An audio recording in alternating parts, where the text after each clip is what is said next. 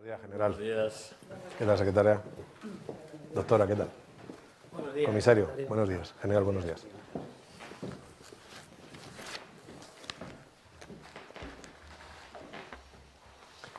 Buenos días a todos.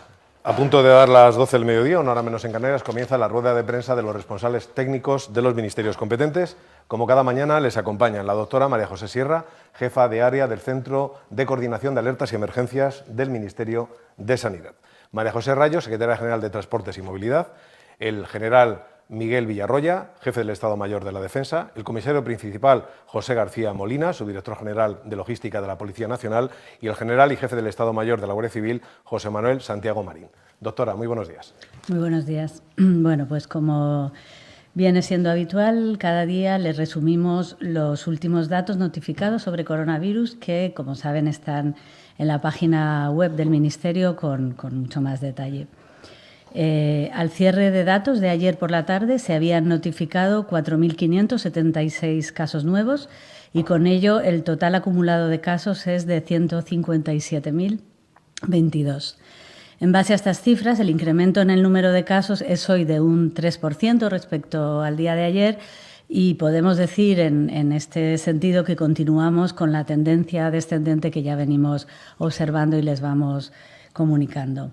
El incremento de casos acumulados en hospitalizados y en unidades de cuidados intensivos también es hoy de un 3%, igual que ha sido en días anteriores. Y respecto al número total de fallecidos, hoy es de 15.843 personas y los fallecidos registrados en el día de ayer fueron 605. Y por otro lado, otro dato que también solemos comunicar en este resumen son los pacientes dados ya de alta, que suponen un 35% de los casos notificados y el total de hoy es de más de 55.000 personas ya dadas de alta y recuperadas. Por mi parte nada más por ahora y le voy a dar la palabra a Miguel Ángel Villarroya, jefe del Estado Mayor de la Defensa. Gracias, doctora. Buenos días a todas. Las Fuerzas Armadas dentro de la Operación Balmis mantienen el día de hoy un esfuerzo de 6.903 efectivos en un total de 275 localidades. Y como todos los días mantenemos los ejes de esfuerzo conocidos, como son la desinfección de instalaciones críticas y servicios esenciales, el apoyo por el movimiento, el apoyo a la potenciación de la capacidad hospitalaria y centros de atención de personas vulnerables y, por último, las colaboraciones con las fuerzas y cuerpos de seguridad del Estado para mejorar la seguridad de todos. Asimismo, también, como todos los días, hay una serie de actividades que permanecen constantes en el tiempo y que, bueno, pues ya no destacamos aquí, pero son rutinarias. Y en el día de hoy me gustaría destacar las siguientes actividades: la desinfección de 126 residencias de ancianos, sumando ya un total de 3.262 desde el inicio del estado de alarma. También comentar que el buque Galicia quedó atracado ayer desde las 19 horas locales en la ciudad de Ceuta, donde prestará el apoyo sanitario. Durante estos próximos días tiene previstos actuaciones de desinfección en edificios de las fuerzas y cuerpos de seguridad del Estado, el parque de bomberos y centros de salud. Por su parte, la UME y la Guardia Real continúan con el traslado de pacientes moderados. Ayer se hicieron 60 entre hospitales y residencias de mayores a hoteles de Madrid e IFEMA y también, como ya dijimos ayer, en el al Hospital Universitario de Canarias, que se hicieron 10 traslados en el día de ayer. Continúan en el tiempo el apoyo a los hospitales de IFEMA y la FIRA Barcelona y también el apoyo al traslado de material sanitario desde la Universidad Complutense de Madrid a varios hospitales. Y hoy me gustaría aportarles algunos datos sobre el apoyo realizado por las Fuerzas Armadas en las instalaciones de IFEMA en Madrid. La contribución militar consistió en apoyar la instalación, puesta en funcionamiento y mantenimiento de los 85.000 metros cuadrados del hospital de campaña, que está ubicado en los pabellones 7 y 9, así como en los 2 albergues de personas vulnerables en el pabellón 14, que tiene una capacidad para 150 personas. Esta labor conjunta, realizada por militares de los ejércitos, la Unidad Militar de Emergencias y la Guardia Real, es un ejemplo del concepto militar de unidad de esfuerzo y adquiere especial relevancia en estas circunstancias extraordinarias. Desde el 22 de marzo, distintas unidades del Ejército de Tierra, como por ejemplo la Brigada de Sanidad, el Mando de Ingenieros o la Brigada Paracaidista, han colaborado con distintas autoridades y organismos civiles en la desinfección, la instalación y el mantenimiento de una zona de hospitalización de 5.000 camas de hospitalización general y 500 camas de UCI. Del mismo modo, la Unidad Médica de Apoyo al Despliegue del Ejército del Aire instaló desde el principio 3 puestos de UCI y 3 puestos de soporte vital avanzado. Todo ello junto a los aparatos asociados de electromedicina como monitores, respiradores, bombas de infusión o camas eléctricas articuladas. Por su parte, la Unidad Militar de Emergencias ha colaborado en tareas de desinfección y el apoyo al mantenimiento diario de esta instalación en IFEMA. Y actualmente los militares que apoyan el Hospital de Campaña de IFEMA realizan tareas de instrucción, formación y mantenimiento de los equipos de electromedicina y el personal militar sanitario está apoyando la recuperación de pacientes críticos.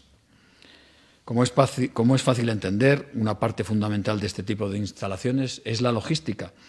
En el almacén instalado en el pabellón 10 se han centralizado todos los equipos de protección individual y efectivos de la Unidad Militar de Emergencia colaboran en su gestión para asegurar el correcto funcionamiento de este hospital, considerado el más grande de España. Este titánico esfuerzo en la construcción y el apoyo de este hospital, que ha tenido una amplia repercusión internacional, es un claro ejemplo de la colaboración de las Fuerzas Armadas con otros estamentos del Estado y voluntarios para garantizar la seguridad y la sanidad de la sociedad española.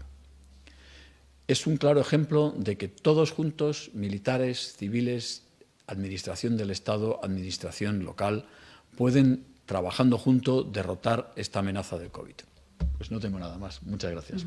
Muchas gracias. Paso ahora la palabra a José García Molina, comisario principal de Policía Nacional. Muy bien, muchas gracias, doctora. Buenos días. No tengan duda de que a día de hoy la lucha contra el virus es nuestro objetivo fundamental. Ahora bien, como ya hemos repetido en otras ocasiones, los delincuentes no descansan, pero Policía Nacional tampoco.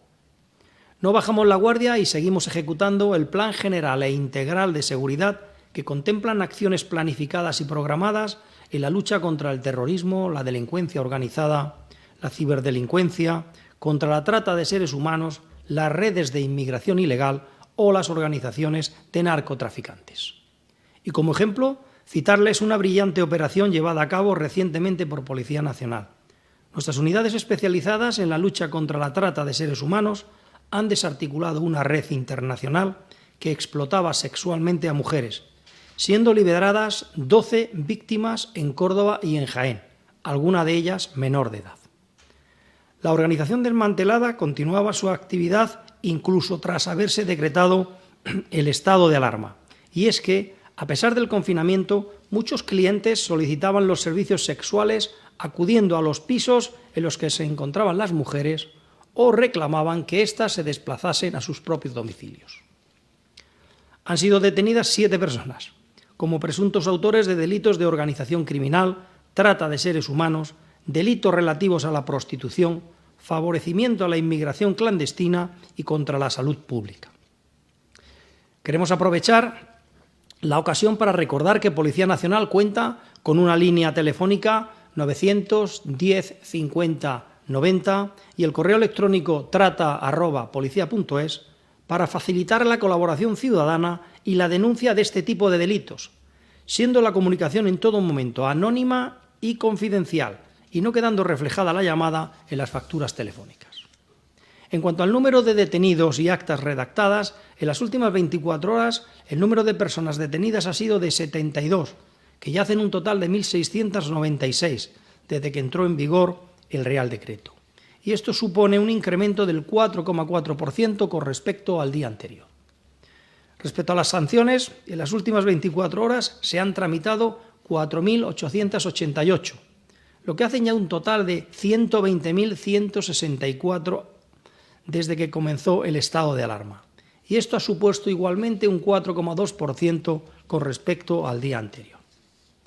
En relación al cierre de las fronteras interiores con Francia y Portugal, en las últimas 24 horas se han realizado 118 denegaciones de entrada y se han controlado 10.006 vehículos, no habiéndose realizado ninguna detención. Para Policía Nacional, la respuesta rápida y urgente ante la comisión de un hecho delictivo es fundamental, especialmente si se trata de hechos relacionados con la violencia de género, donde la atención y la asistencia a la víctima son esenciales. Por ello, no deben dudar si conocen o sufren algún episodio violento. Deben contactar con nosotros, bien a través del 091 o a través de Alercop, aplicación gratuita para dispositivos móviles que nos permite llevar a cabo una atención inmediata, como la realizada recientemente en Santa Cruz de Tenerife, que ha permitido detener a un maltratador.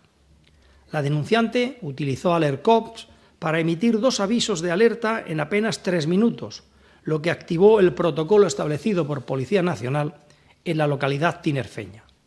Resaltar la actuación del Policía Nacional, que recibió la alerta, quien tras intentar contactar con la mujer a través de chat sin obtener respuesta, consiguió finalmente hablar con ella por teléfono. En un primer momento, la víctima indicó que únicamente estaba probando la aplicación para comprobar si funcionaba, posiblemente producto del miedo que tenía. Sin embargo, la profesionalidad y pericia del policía, experto en estas cuestiones, consiguió que la mujer admitiera que sufría malos tratos habituales. Rápidamente, un indicativo de seguridad ciudadana acudió hasta su domicilio para asistirla y detener al presunto autor. Respecto a la continua vigilancia que Policía Nacional realiza en las redes sociales, hoy quería volver a incidir en esas personas que se dedican a crear vídeos para posteriormente difundirlos con la intención de que se hagan virales. Concretamente me refiero a un vídeo que ha circulado por WhatsApp en el que un hombre se asoma por una ventana y dice que su barrio está tranquilo, que se está cumpliendo la cuarentena, a la vez que muestra un arma de fuego. Como pueden imaginar, y nada más tener conocimiento de la existencia de estas imágenes, Policía Nacional inició las correspondientes gestiones para identificar a la persona que portaba el arma. Tras el visionado, estudio y análisis del vídeo, se pudo localizar la localidad, la ciudad de donde procedía, y el domicilio exacto desde donde se grabaron las imágenes, logrando la plena identificación del autor y la intervención del arma, que finalmente resultó ser de aire comprimido. En su declaración manifestó que se trataba de una broma. Sabemos que el confinamiento es duro, que hay momentos en los que nos supera el aburrimiento, pero deben ser conscientes que crear este tipo de imágenes no puede ser una diversión, ya que generan alarma social en una parte de la población y no ayuda en la detención del contagio del virus. Finalmente, queremos felicitar a todos los hombres y mujeres que durante estas fechas tan señaladas, componentes de Policía Nacional, trabajan sin descanso contra el virus. Extendemos esta felicitación a todos los miembros de las fuerzas y cuerpos de seguridad, a las Fuerzas Armadas, a la Protección Civil y a Seguridad Privada, que coordinadamente desde la Secretaría de Estado de Seguridad establecen los operativos concretos para que todos sigamos siendo conscientes y sigamos mentalizados que debemos ayudar en la resolución de este problema. A todos ustedes queremos transmitirles nuestra enhorabuena y admiración. Muchas gracias. Muchas gracias. José Manuel Santiago tiene ahora la palabra, general de la Guardia Civil. Gracias, Pepa. Buenos días. Por todos los rincones de la geografía nacional, los guardias civiles sentimos el apoyo, el aprecio de la inmensa mayoría de los ciudadanos, de la inmensa mayoría del pueblo español. Por eso, la llamada que esta mañana ha efectuado Su Majestad el Rey a la Guardia Civil de Córdoba, en el marco de la ronda habitual que Su Majestad mantiene con las instituciones implicadas directamente en la lucha contra el COVID, constituye para nosotros, para los guardias civiles, un impulso para continuar manteniendo nuestra línea de trabajo. Con este propósito, en el día de ayer, 27.870 guardias civiles han vuelto a prestar su apoyo en todo tipo de servicios para vigilar el cumplimiento de las medidas aprobadas y garantizar el correcto funcionamiento de los servicios esenciales. Como resultado de estos servicios, ayer se llevó a cabo la identificación de 116.606 personas y la interceptación de 3.087 vehículos. Todo ello ha dado lugar a la tramitación de 6.212 denuncias, un 5,33% del total de las personas identificadas, y a la detención de 26 personas. Como ya he comentado en anteriores ocasiones, a pesar de que la gran mayoría de los españoles está mostrando un comportamiento ejemplar en esta difícil situación que nos ha tocado vivir, algo que a los guardias civiles nos hace sentir profundamente orgullosos, todavía observamos conductas insolidarias que ponen en riesgo la salud de todos. Este tipo de conductas, me refiero a estas insolidarias, han provocado que desde el 15 de marzo hasta el día de ayer la Guardia Civil haya detenido a 512 personas, lo que supone una media de 20 detenciones al día. Muchas de estas detenciones son motivadas por el incumplimiento reiterado de las medidas de confinamiento o por reacciones agresivas contra los propios agentes en el momento de ser identificados. Pero también nos encontramos con conductas irresponsables e inexplicables. Digo lo de inexplicables por el tiempo que llevamos ya en esta situación. Y me estoy refiriendo a los casos que hemos detectado por nuestra vigilancia por aire, con nuestros helicópteros o con nuestros drones, lo que nos ha permitido detectar en Canarias a una madre y a su hija tomando el sol en la playa, o a esa otra persona que se fue a 5 kilómetros de su casa conduciendo el vehículo para luego pasear al perro, o también la vigilancia por mar, donde nuestro servicio marítimo de la isla de Fuerteventura denunció a 2 personas que estaban haciendo surf en una playa. Ejemplos, estos que les acabo de citar, de personas insolidarias que se repiten, desgraciadamente, día a día. Además, hemos continuado trabajando para garantizar el funcionamiento de los servicios esenciales, en lo que la Guardia Civil empleó ayer directamente un total de 3.079 efectivos. El objetivo de estos efectivos es auxiliar a las personas más necesitadas. De esta forma, me gustaría destacar que desde el pasado 15 de marzo, guardias civiles han llevado prácticamente a 2 actuaciones por minuto en materia de servicios humanitarios y esenciales. A modo de ejemplo, aquellos que están realizando los guardias civiles de Zamora, que en colaboración con la Cruz Roja y con la Guardia Nacional Republicana de Portugal están entregando medicamentos a personas de nacionalidad portuguesa que habitualmente residen en nuestro país, pero que debido al cierre de las fronteras se han quedado confinados en Portugal. O también a los agentes de la propia Comandancia de Córdoba, por el estrecho contacto que mantienen con las residencias, están continuando en el traslado de material sanitario y de protección que ha sido donado a varias residencias de esa provincia. Por otro lado, quería también prevenirles nuevamente de las ciberestafas y asociadas al uso de Internet. Concretamente, me quiero referir en este momento a las campañas fraudulentas de donaciones para luchar contra el COVID-19 que nuestros expertos en ciberdelincuencia vienen constatando. De hecho, a lo largo de la última semana se han detectado una serie de dominios fraudulentos en los que se suplanta con fines ilícitos a Cáritas, solicitando un bono solidario de 250 euros, que dicha organización benéfica supuestamente estaría repartiendo con motivo de la crisis sanitaria y social que nos actual. Por favor, les recomiendo que no realicen donaciones sin previamente confirmar la identidad con la organización y el cauce adecuado para llevar a cabo esta donación. Pero también quiero hacer mención a las informaciones falsas que algunas personas difunden por las redes sociales y que generan alarma social, como es el caso de un hombre que se grabó en vídeo y en el que afirmaba haber llegado a Torrevieja junto a 4.000 madrileños más. También decía estar infectado de coronavirus y que lo que quería era propagar la enfermedad. Esta persona ha sido detenida por un presunto delito de odio. Y para finalizar, quiero incidir en que no debemos minimizar el riesgo. Todos debemos continuar observando de forma rigurosa las medidas que han sido tomadas para frenar la propagación del virus, porque es labor de todos vencer a esta epidemia. Muchas gracias. Muchas gracias. Y por último le doy la palabra a María José Rayo, secretaria general de Movilidad y Transporte. María José. Muchas gracias, doctora. Buenos días a todos. Las cifras de transporte correspondientes al día de ayer no presentan elementos especialmente reseñables. Además, hay que tener en cuenta que ayer fue día festivo en la mayoría de las comunidades autónomas. Los servicios de cercanía se prestaron con normalidad. Sí que destacar, como venimos haciendo, que durante martes y miércoles se produjeron unos ligerísimos ascensos respecto a la semana anterior, cuestión que hay que seguir vigilando. En los servicios de larga distancia de Renfe, incluyendo los servicios de AVE, ayer fueron utilizados por un total de 1.111 viajeros, con lo que volvemos a las cifras que venían siendo la media de la semana pasada, en torno a los 1.000 viajeros al día. Y también teniendo en cuenta que ayer fue día festivo en la mayoría de las comunidades autónomas.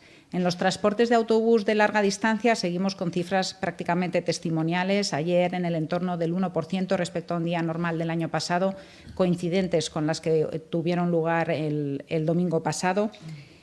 A modo de ejemplo, en la línea Madrid-León-Gijón, ayer fue utilizada por un total de 12 personas frente a los 3.100 de un día normal. Y en el transporte aéreo, pues también continuidad. Estamos en el orden de las 300 operaciones diarias en toda la red de AENA. Ayer, concretamente, 299, de las cuales un tercio son a países europeos, 84 fueron con las islas o entre islas y 45 viajes internacionales con terceros países no pertenecientes a la Unión Europea. Y en el caso de los vehículos ligeros, los datos de acceso a las principales ciudades ayer pues fueron mucho más reducidos que el día anterior, pues principalmente por esa condición de día festivo. También se redujeron en ciudades en las que no fue festivo, como Barcelona o Alicante, en donde se situaron por debajo del miércoles, pero sin alcanzar los niveles de un día festivo, un poco por debajo del miércoles. Y en cuanto a la red general de autovías y vías principales en España, seguimos en el entorno del 80%, un poquito por encima de los días equivalentes de la semana pasada.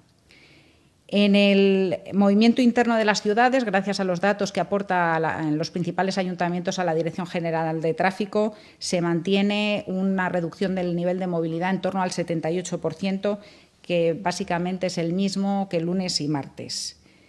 Y en el transporte de vehículos pesados, esenciales para garantizar el suministro de nuestro país, estamos en cifras de reducción del 42%, también similares a las de la semana pasada.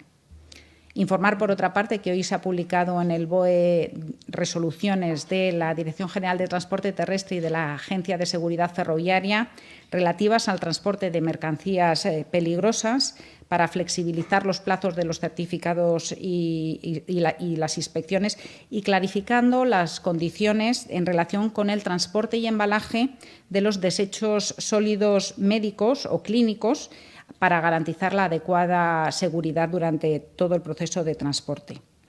Indicar también que hemos continuado con el proceso de reparto de mascarillas a profesionales del sector del transporte. Ya se llevan unas 450.000 mascarillas repartidas a un total de 47.000 transportistas y estamos en el orden de la mitad de las que se iban a repartir en este primer lote.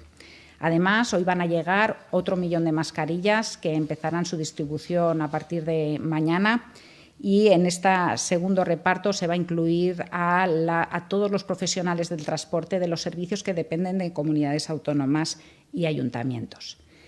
Me gustaría también destacar el trabajo que está haciendo Salvamento Marítimo, SASEMAR, que está definido, por supuesto, como servicio esencial y que, además de prestar sus servicios habituales, está contribuyendo a la evacuación de personas que tienen síntomas que pudieran ser compatibles con el COVID-19, tanto desde buques mercantes como desde cruceros que ya no tienen pasaje, pero que todavía no se ha desembarcado la tripulación.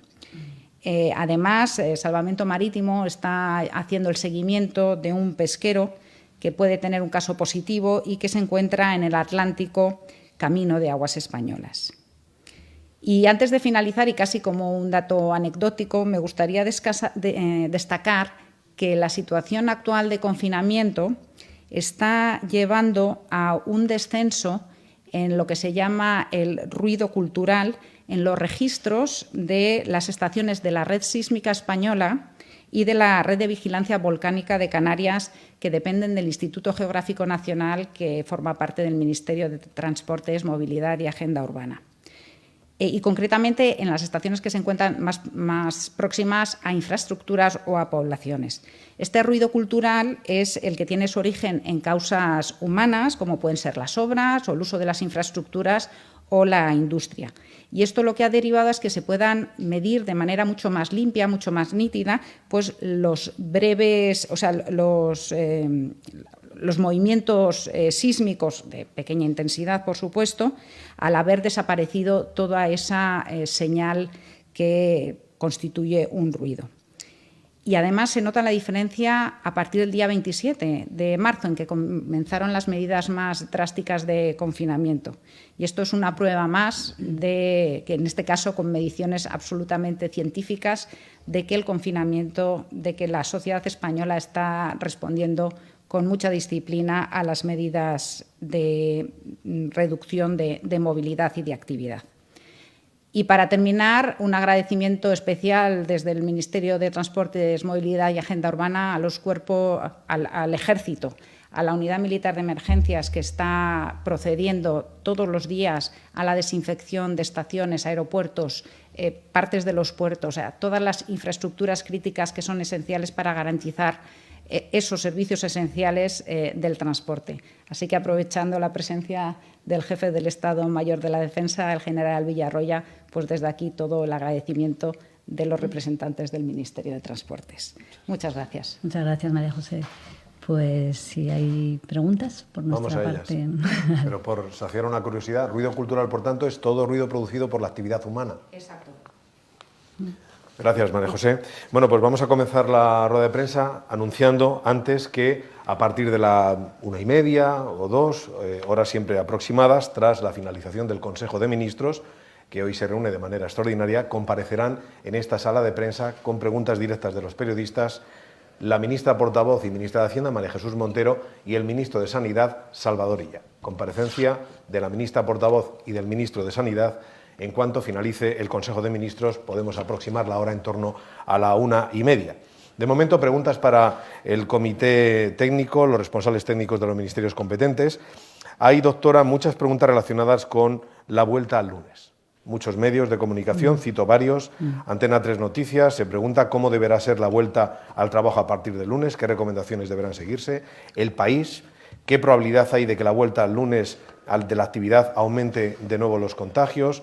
O La Nueva España, de Asturias. La gente que vuelve a sus trabajos desde el lunes, ¿con qué medidas debe hacerlo? ¿Debe utilizar mascarillas, guantes? ¿Es mejor llevarlos? En fin, hay una preocupación latente, constante, sobre la vuelta a la situación de confinamiento del lunes. Sí, en este sentido, lo que va a pasar a partir del lunes o el martes en algunas comunidades es que volvemos a la situación de hace 2 semanas, donde había muchísimo distanciamiento social ya y donde se iba a trabajar desde algunos sectores, pero en la sociedad en general había mucho distanciamiento social. Volvemos a esa situación, pero es verdad que hay mucha gente que va a volver a trabajar. Entonces, se está dando una serie de recomendaciones. Desde el Ministerio de Sanidad van a salir una serie de recomendaciones para todas esas personas que se incorporan de nuevo, como hace 2 semanas, a la actividad laboral. Y yo quizás, por la parte sanitaria, lo más importante que me gustaría destacar es que si hay alguna persona que inicia síntomas, es un poco el mensaje que venimos repitiendo desde el principio, a la menor sensación de inicio de síntomas por cualquier persona que vuelve a trabajar, es importante que se quede en casa o si está en el trabajo, que se quede en el trabajo, se contacte con el sistema sanitario y se aísle de forma urgente. O sea, la gente va a volver a trabajar, pero el mensaje de, por favor, ante síntomas, contactar inmediatamente con el sistema sanitario y poner las medidas de cuarentena a los contactos que venimos poniendo en marcha desde el principio, quizás el mensaje principal, aparte de todo el distanciamiento, medidas de higiene, por supuesto turnos en los trabajos si es posible, teletrabajo, todo lo que venimos repitiendo, pero insistir en que volvemos a la situación de antes y en la importancia de ante el menor síntoma, eso es lo que va a hacer de verdad cortar la transmisión, que ante el menor síntoma las personas se queden en casa, llamen a su servicio sanitario y no salgan y contacten con nadie. Quería, aunque se van a dar especificaciones más concretas para las empresas. Aunque la situación de antes, doctora, sea la situación de confinamiento decretada en el estado de alarma, Sí. Sin embargo, medios como Radio Nacional insisten, temen un repunte de contagios a partir del lunes con la reanudación de una parte de la actividad laboral. Bueno, pues es un poco lo mismo. Volvemos a una situación que ya veníamos de mucho distanciamiento en estas primeras semanas y en la que se ha conseguido disminuir muchísimo la transmisión. Volvemos a esa misma situación y seguimos pensando que las medidas que van a seguir funcionando van a seguir disminuyendo la transmisión, como así venimos observando. Entonces, seguimos vigilantes, monitorizamos día a día lo que pasa, pero no tenemos la sensación de que estas medidas tengan que aumentar de una manera importante la transmisión, si no, no las tomaríamos.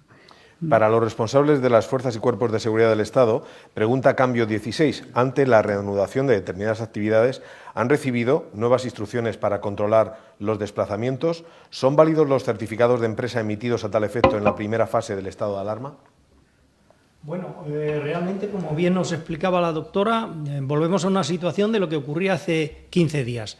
Desde el Centro de Coordinación de la Secretaría de Estado de Seguridad, donde diariamente hay reuniones para mantener o para coordinar las acciones que se deben de hacer en el control de los movimientos de los ciudadanos, debemos de considerar que no hay cambio alguno.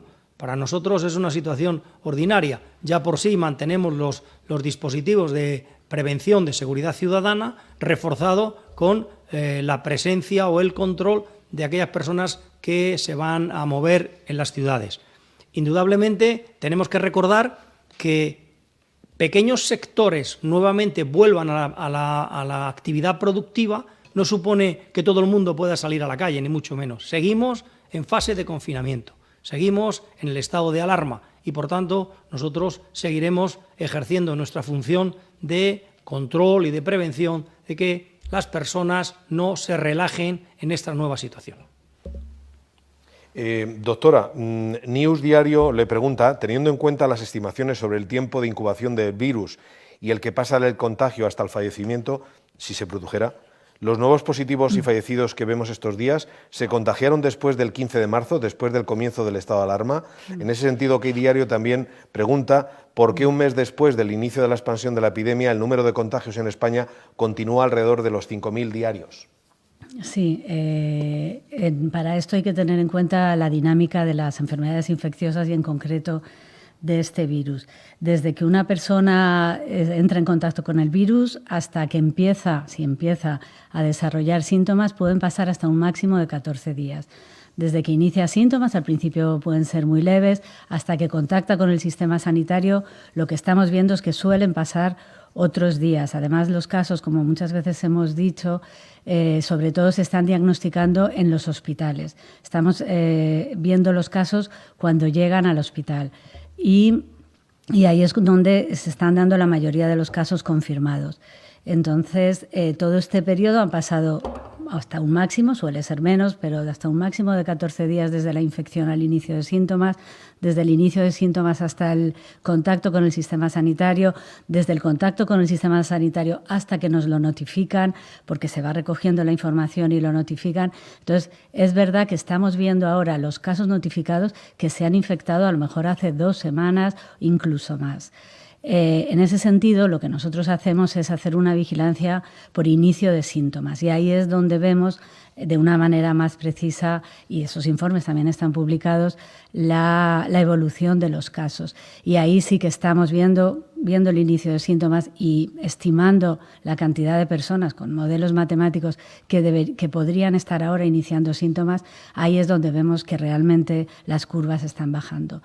Pero es verdad que los casos notificados siguen siendo muchos, pues por por lo que he explicado, ¿no? Aunque realmente estamos bajando de 8.000, 9.000, que podíamos estar a 4.000 y pico, ¿no? Que estamos hoy, pero es verdad que tiene un decalaje. Las enfermedades infecciosas son así y la vemos cuando la vemos. Sobre el lunes, Telemadrid le pregunta a la secretaria general de Transportes, María José Rayo, ¿cuánto van a aumentar los transportes públicos respecto a estas 2 últimas semanas para evitar aglomeraciones? ¿Algún tipo de recomendación a los usuarios? Bueno, con la finalización del Real Decreto Ley que establecía el permiso retribuido recuperable, decae la orden ministerial en que establecía que los horarios del transporte público debían responder a los horarios y frecuencias de fin de semana. Entonces, a partir del lunes, lo que va a volver a estar en vigor es la orden ministerial que se publicó el 24 de marzo. Y lo que establecía es, básicamente, que para los servicios interurbanos de larga distancia tenía que haber reducciones de frecuencias hasta el 70%, y en transporte urbano y periurbano se dejaba a las autoridades competentes, a comunidades autónomas y ayuntamientos, que establecieran las frecuencias de acuerdo con la demanda esperada y teniendo en cuenta que tienen que ajustarlas para que se mantengan las condiciones de distanciamiento social.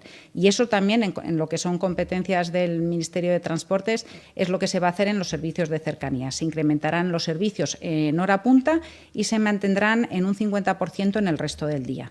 De ahí que es importante que, en la medida de lo posible, la gente y las empresas sean flexibles en cuanto a lo que es el inicio de la hora de actividad y tratar de separar al máximo la concentración de esa hora punta. Es un fenómeno que ya veníamos observando en las 2 semanas anteriores a estas 2 últimas y es lo deseable, que las horas puntas se alarguen, que de esa manera el número de personas que vayan en cada tren, en cada autobús, se vea lo más reducido posible y tratar de mantener, eso ya por decisiones individuales, mantener el máximo distanciamiento social. En todo caso, y también en lo que corresponde a las competencias del Ministerio, se activará el plan de tratar de que no se produzcan aglomeraciones en estaciones, en los trenes, a través de información, a través de los vigilantes de seguridad, a través de megafonía. O sea, trataremos de poner todas las medidas para que no se produzca ningún elemento de aglomeración. Y teniendo en cuenta también lo que ha dicho tanto la doctora Sierra como el comisario principal de Policía. Hay que tratar de minimizar al máximo los viajes. Esto en ningún caso significa que ahora ya se pueda viajar de manera libre. Para el jefe del Estado Mayor de la Defensa, general Villarroya, el Faro de Melilla le pregunta por el buque Galicia, que abandonó Melilla para irse a Ceuta después de que se dijese que venía a reforzar la sanidad melillense. ¿Nos puede contar por qué este cambio de planes? ¿Se sabe si volverá? El hecho ha causado cierto revuelo en la sociedad de la ciudad y en la esfera política.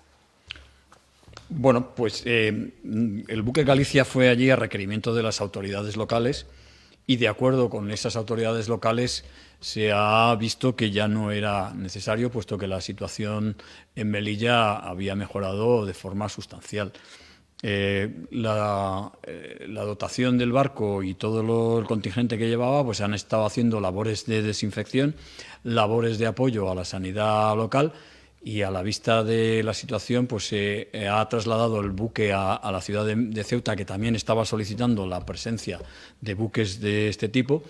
Y lo único que le puedo decir es que si la situación en Melilla empeorase, desde luego el buque está allí. No es que se haya ido para siempre. Volverá si se vuelve a solicitar y si hiciera falta de nuevo. General Santiago Marín, una pregunta de una pequeña emisora de un pequeño pueblo de Toledo. La emisora es la Buena Onda Radio de Aldea en Cabo. Dice, como ejemplo de lo que puede estar sucediendo en muchos puntos de la España rural. En la localidad donde resido, estos días se han desplazado varios vecinos y vecinas desde otros puntos del país a una población con el 80% en situación de riesgo por edad. Además, existe una sola pareja de la Guardia Civil para 10 localidades y aproximadamente 10.000 habitantes. ¿Cómo es posible esto? ¿No hay más efectivos? Quiero decirles primero un mensaje de tranquilidad. Toda la sociedad española está respondiendo, como vengo mencionando durante mis intervenciones, de una manera solidaria.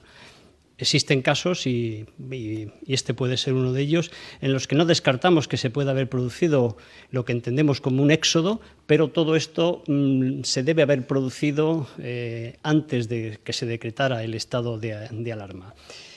Nosotros, le puedo decir que en término medio, alrededor de unos 50.000 guardias civiles están prestando servicio, no solo contra el COVID, sino también trabajando en otras áreas que no podemos descuidar, pero decirle que en los últimos días pues, se han intensificado los controles de una manera que alrededor de unos 10.000 dispositivos o algo más de 10.000 dispositivos hemos establecido en las vías públicas, y en concreto alrededor de unos 6.500 controles de carretera. De estos controles no recibimos datos de que se haya incrementado ese éxodo o esas idas y venidas a las segundas residencias, como pudiera estar refiriéndose esta emisora de radio. También apelo a los alcaldes, a los jefes de municipio, para que si tienen conocimiento de esto acudan a la Guardia Civil, que analizaremos la situación y, bueno, pues si es necesario poner más controles en esa zona lo haríamos, o si es necesario reforzar con otro tipo de actuaciones, pues también actuaríamos en consecuencia. Pero sí les pido que acudan a nosotros antes de empezar a hablar sin que tengan fundamento. En este sentido, EFE se pregunta si se puede precisar cuántas sanciones se han producido, de manera concreta pregunta, ayer por desplazamientos de vehículos a segundas residencias o desplazamientos inadecuados. Una pregunta que entiendo que tanto el general como el comisario igual pueden recibir. Los datos es muy complicado, no los tengo aquí. Lo único que sí que en mi intervención pues, hemos interceptado 3.000 vehículos. Y cuando digo interceptados son vehículos que están incumpliendo el decreto de alarma. O sea, puedo decirle que si identificamos a 116.000 personas y tramitamos 6.000 denuncias o 3.000 vehículos son los identificados, quiere decir que, por lo que al principio de mi respuesta anterior, o sea, la ciudadanía está respondiendo adecuadamente. Lo que pasa es que siempre hay alguno que es más insolidario y es el con el que hay que actuar, pero los datos son mínimos. Bien, nosotros en las grandes ciudades el control que hacemos permanente supone aproximadamente unos 65.000 controles diarios, de los cuales anteriormente les he dicho que en las últimas 24 horas habíamos presentado 4.888 actas para propuesta de sanción por haber incumplido el estado en el que nos encontramos. Realmente es una media prácticamente diaria. Si ustedes nos van oyendo, todos los días hay un 4 o un 5% de incremento con los datos anteriores, y la media está ahí, entre unas 5.000 actas diarias. Lógicamente, este movimiento no solamente es de vehículos, sino que es también de personas que están paseando o que están desplazándose por los barrios de manera distraída. Por cierto, comisario, Cuarto Poder vuelve a preguntar hoy por los CIE. Hace unos días se preguntaba también acerca de la situación de ellos. Aunque se ha puesto en marcha la puesta en libertad de internos en los CIE, todavía quedan algunos internos en el centro de Algeciras. ¿Se tiene previsto liberar a todos los internos? ¿Nos puede dar algún dato? Sí, indudablemente ya el ministro del Interior indicó que durante esta semana se cerrarían prácticamente todos los CIEs. Así ha sido. Solamente nos quedan dos personas que no hemos podido todavía colocar en un local o en un lugar adecuado, y estos están ubicados en el CIE de Algeciras. Es decir, de la capacidad total de más de 700 plazas que tenemos en España, solamente nos quedan estas dos personas que esperamos en los próximos días poder trasladarles a otros lugares. Muy bien, pues si le parece, concluimos la comparecencia en este punto y volvemos a anunciar que a partir de la 1:30 podríamos calcular, o quizá minutos después, una vez que haya concluido el Consejo de Ministros extraordinario que hoy se celebra, comparecerán en rueda de prensa con periodistas por videoconferencia la ministra portavoz María Jesús Montero y el ministro de Sanidad Salvador Illa. Gracias y buenas tardes.